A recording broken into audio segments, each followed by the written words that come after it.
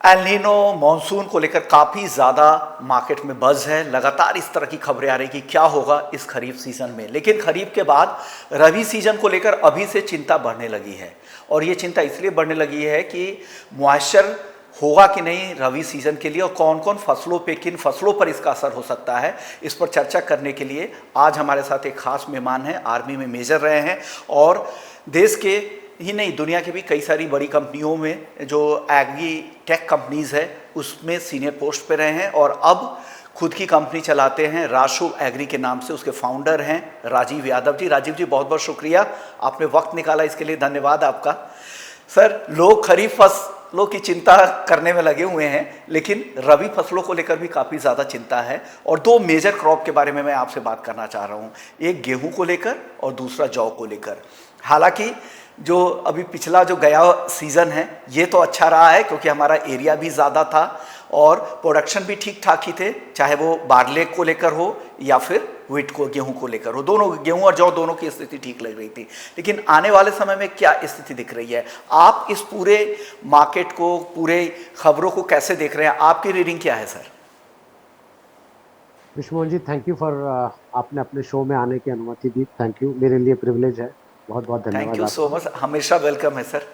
El Nino की चिंताएं obviously चारों तरफ बढ़ रही हैं और ये सिर्फ भारत तक सीमित नहीं है। ये इसमें पूरा साउथ ईस्ट एशिया भी इन्वॉल्व है, पूरा ऑस्ट्रेलिया भी इन्वॉल्व है। तो कहीं ना कहीं हर कंट्री की एजेंसी इस बार एल नीनो को सीरियसली ले रही है। आज की तारीख में अगर आप देखो तो इंडियन मानसून की जो डेफिशिएंसी लेवल है, जो कमी है, वो आज 40% के लगभग है। जितनी बारिश होनी चाहिए थी उससे 40% कमी है।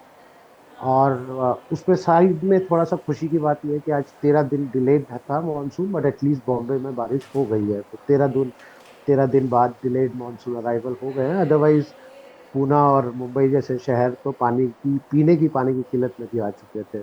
तो क्रॉप्स का तो क्या होगा वो आने वाला स्थिति बताएगा।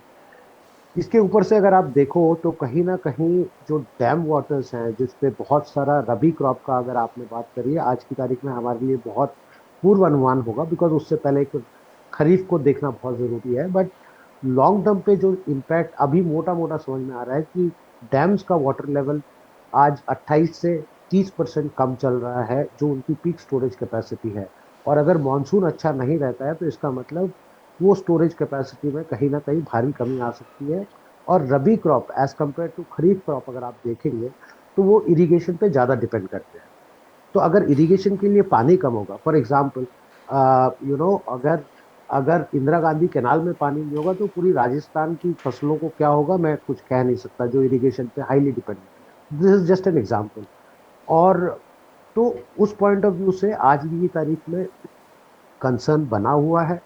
ये कंसर्न कितना होता है, रीजनल डिस्ट्रीब्यूशन कितना होता है बारिश का, और उसका ग्राउंड लेवल वाटर पे कितना इम्पैक्ट होता है, ये आने वाला समय ही बता पाएगा। बट हम चाहे आईएमडी के एमडी का इंटरव्यू सुन लें, चाहे स्काईमेट की तरफ से सुन लें, कहीं ना कहीं कंसर्न्स वाजिब दिख रही है। That's the okay, answer to my first. Okay, बिल्कुल सही कहा आपने कि काफ़ी वाजिब है और समय से पहले आप इस चीज़ को अलार्म कर रहे हैं, ये अच्छी बात है। कि हो सकता है कि बाद में करें, कि डैम में जब दिक्कतें हो तब करें, क्योंकि अभी से अगर आगे के सीज़न की आप तैयारी करेंगे तब जाके आप स्थिति को कुछ कंट्रोल कुछ हद तक कर सकते हैं। हालांकि जो नेचुरल कैलमिटीज़ है उसको पूरी तरह से कंट्रोल नहीं कर सकते, लेकिन आप तैयार उसके लिए तो रह सकते हैं, ये अच्छी बात है सर। तो मैं बारले की बात करना चाह रहा हूँ, उसकी स्थिति क्या है सर? भारत में प्रोडक्शन तो कहा जा रहा है कि एरिया बढ़ने के बावजूद थोड़े कम रहे थे। आपका अनुमान क्या है, किस तरह की डिमांड सप्लाई की स्थिति अभी बारले को लेकर बन रही है सर? देखिए, बारले में आपने जो बोला बिल्कुल सही है कि एकरेजेस पिछले साल से बढ़े थे, लेकिन कहीं ना कहीं यील्ड पे काफ़ी दबाव रहा है, यील्ड्स कम आई हैं। और जो हम 20 लाख टन का प्रोडक्शन एक्सपेक्ट कर रहे थे उसके अगेंस्ट में सिर्फ 18 लाख टन का प्रोडक्शन आया है। तो कहीं ना कहीं वो एक मेजर डेंट है। और लॉन्ग टर्म में अगर आप बारले को समझना चाहें तो अगर मेजॉरिटी बारले जो होता है वो राजस्थान में होता है, एक गंगानगर बेल्ट है और एक जयपुर बेल्ट है। बाकी छुट पुट थोड़ा बहुत यूपी में हो गया, थोड़ा बहुत हरियाणा में हो गया, थोड़ा बहुत एमपी में हो गया, बट मेजॉरिटी जो है वो उसका प्रोडक्शन राजस्थान में है। और अगर वहां पे भी अगर आप देखें तो आज ये जो प्राइसेस प्रिवेल कर रहे हैं वो 2525 से लेके जयपुर बेल्ट में चल रहे हैं, 2425 से ले गंगानगर में चल रहे हैं। ये ऑलरेडी बहुत ऊपर है।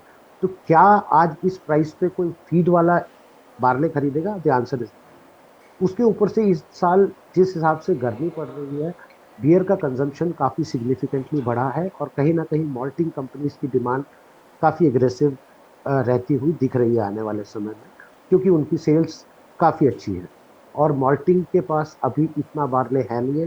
तो जो भी ओपन मार्केट में बचा हुआ है, हर आदमी उस बारले के ऊपर अपना हाथ डालने की कोशिश कर रहा है, बाल पकड़ रहा है। तो मैं मेरा जो हर बार कोई बड़े बड़े लोग डिस्क्लेमर डालते हैं, मेरी कोई पर्सनल पोजीशन नहीं है, बट ओवरऑल मुझे ऐसा लगता है कि एक बार बारले में इंडिया में तेजी आ सकती है। उसके दो मेन कारण रहेंगे कि एक तो ये गवर्नमेंट के लिए नॉन एसेंशियल कमोडिटी है, तो मुझे नहीं लगता कि गवर्नमेंट को कोई लेना देना है कि बारले के भाव कितने बढ़ रहे हैं, बिकॉज उसका डायरेक्ट फूड इन्फ्लेशन में कोई कंट्रीब्यूशन नहीं है। अगर यही कोई पॉलिटिकली सेंसिटिव कमोडिटी होती तो हो सकता था गवर्नमेंट इंटरवेंशन आ जाए, पर यहाँ पे मुझे ऐसा कुछ होता हुआ दिखता नहीं है।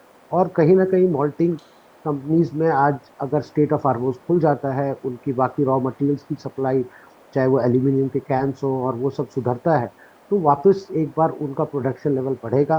गर्मी के कारण कंजम्पशन बढ़ रहा है, तो मॉल्टिंग वाले की क्वालिटी की बारले के लिए डिमांड मार्केट में बनी रहेगी और मार्केट में आने वाले समय में, बिकॉज आज का जो किसान है ना, मैं हमेशा हर इंटरव्यू में बोलता हूँ कि हमारे पूर्व प्रधानमंत्री प्राइम मिनिस्टर मनमोहन सिंह का बहुत सही कहना था कि जो farmer is the wisest economist, उसको हिंदी में कैसे ट्रांसलेट करेंगे आई डोंट नो, बट जो वो जो फार्मर है ना, वो सबसे इंटेलिजेंट आदमी है।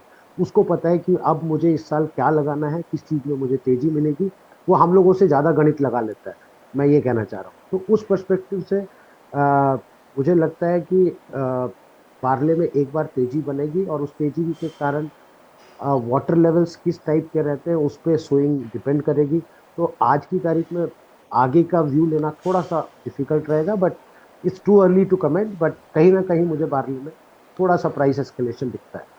नहीं, सही बात है। जब फंडामेंटल्स आपको इस तरह के नज़र आ रहा है, फ्यूचर आउटलुक इस तरह का दिख रहा है, इस आधार पे आप अभी से लोगों को अलर्ट कर रहे हैं, आपको लग रहा है कि आने वाले समय में बार्ले में अच्छी तेजी हो सकती है। हालांकि बार्ले के मल्टीपल यूजेज हैं, जैसा मॉल्टिंग कंपनी का स्पिरिट्स कंपनियां तो इस्तेमाल करती ही हैं, बायो एनर्जी में भी आजकल इसका इस्तेमाल होने लगा है ग्लोबली अगर आप देखेंगे। इसके अलावा बहुत सारी एफएमसीजी कंपनी के भी रॉ मटेरियल में हैं, तो उनको अलर्ट कर रहे हैं। ये अच्छी बात है कि वो उनके अगर वैल्यू चेन का अगर हिस्सा है तो अभी से उसकी तैयारी करें, तो ये अच्छी बात है। सर, ग्लोबली किस तरह की स्थिति बन रही है बार्ले को लेकर? ग्लोबल प्रोडक्शन में कोई बहुत ज़्यादा सिग्निफिकेंट चेंजेस देखने को नहीं मिले हैं। Globally production is good, export and import are almost at the same levels which were there last year, but the only thing is जो फ्रेट का सेगमेंट है, freight has gone up significantly because of all this. तो ये हमारा हार्मोज का crisis हुआ था, gulf war हुआ, उसकी वजह से ये बहुत ज़्यादा प्राइसेस बढ़ गए और फ्रेट बढ़ गया है, इंश्योरेंस प्रीमियम बढ़ गया है।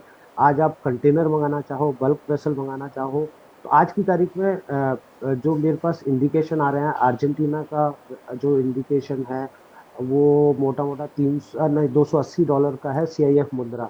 और उसी के कंपैरिजन में अगर मैं फ्रांस की बार्ले की मॉल्टिंग बार्ले की बात करता हूँ, तो $300 का CIF का इंडिकेशन आ रहा है।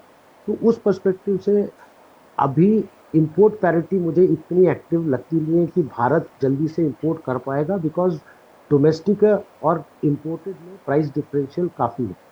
For example, just to give you benchmark, अगर आज मैं आपको चोमू या जयपुर वाले बेल्ट की 2525 की बात कर रहा हूँ, तो इंपोर्टेड गेहूं कहीं भी 30, 31, 32 के ऊपर जाके पड़ रहा है, अगर प्लांट पहुंच की मैं बात करूँ तो उस हिसाब से इंपोर्ट पैरिटी अभी मुझे बनती नहीं दिख रही है।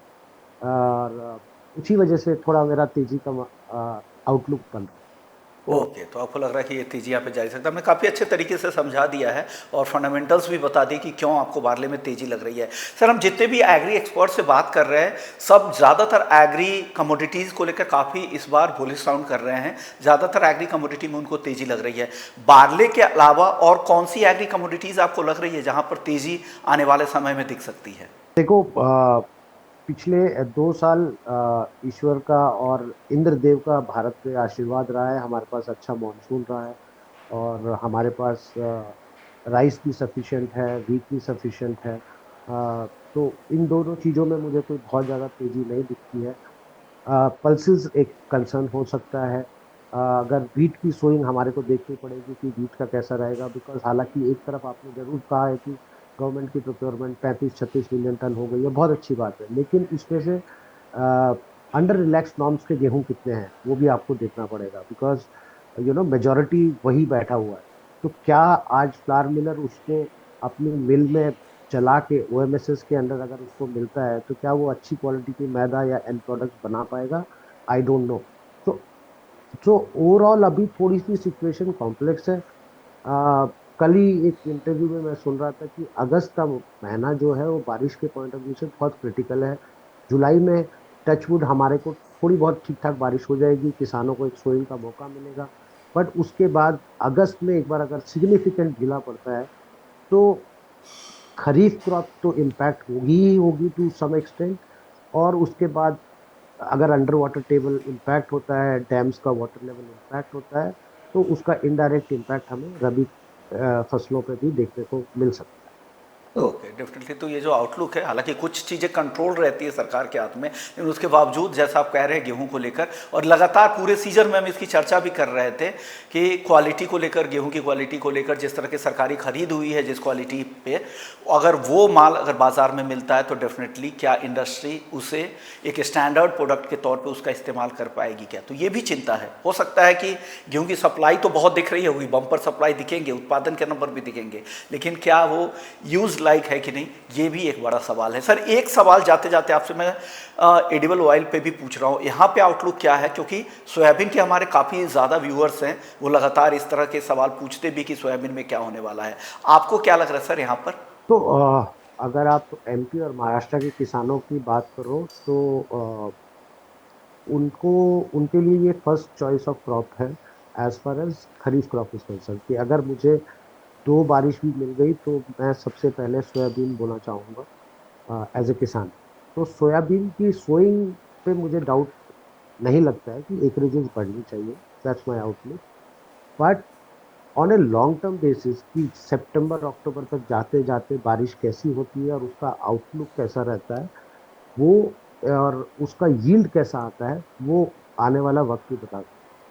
उसका दूसरा जो एडिशनल फैक्टर मैं कहना चाहूँगा कि इस बार जो मैंने स्टार्टिंग लाइन बोली थी कि एल्निनो का इम्पैक्ट सिर्फ भारत तक लिमिटेड नहीं है, ये कहीं ना कहीं मलेशिया इंडोनेशिया पे भी जाएगा, राइट? अगर उसका पाम ऑयल की सप्लाई टाइट होती है, उनका प्रोडक्शन कम होता है, उसके ऊपर से उनका बायो इथेनॉल का मैंडेट वो लोग बढ़ा रहे हैं, और इंडिया की सप्लाई लाइंस अगर वहां से टाइट होती है तो ओवरऑल सोयाबीन कॉम्प्लेक्स कहीं ना कहीं तेजी में ही रहेगा। और in spite of good sowing मेरे हिसाब से किसान की सोइंग के नंबर्स बढ़ने चाहिए, that's my outlook. But and production कितना होगा वो प्रोबेबली वक्त के साथ ही हमें देखना। ओके, तो सोइंग तो इस बार बढ़ेंगे, क्योंकि पहले भी हमने काफ़ी सोफा की ईडी से भी बात की थी, उन्होंने भी कहा था कि सोइंग के नंबर तो अच्छे रहेंगे, लेकिन प्रोडक्शन को लेकर अभी कुछ भी कहना जल्दबाजी होगी। मॉनसून की चाल और किस तरह के मॉनसून रहते हैं उस पर भी पैदावार की स्थिति बनती है। बहुत बहुत शुक्रिया करेंगे सर आपका, आपने तमाम मुद्दों पर और बारले को लेकर खास रिपोर्ट दी और बताया कि फंडामेंटल्स कितने स्ट्रांग है और आगे क्यों तेज़ी यहाँ पर बन सकती है। शुक्रिया एक बार फिर से आपका सर। तो राजीव यादव जी को आप thank you so much sir, आगे भी आपसे चर्चा होती रहेगी। तो राशुभ एग्री के फाउंडर है राजीव यादव जी, उनको सुन रहे थे। वारले को लेकर इनकी खास रिपोर्ट थी जिस पर उन्होंने बताया कि आगे वारले में क्यों इतनी तेजी आ सकती है। इसी नोट पर इस शो को यही खत्म करेंगे। बाकी अपडेट्स के लिए आप बने रहिए बिजनेस 24 टीवी के साथ। नमस्कार।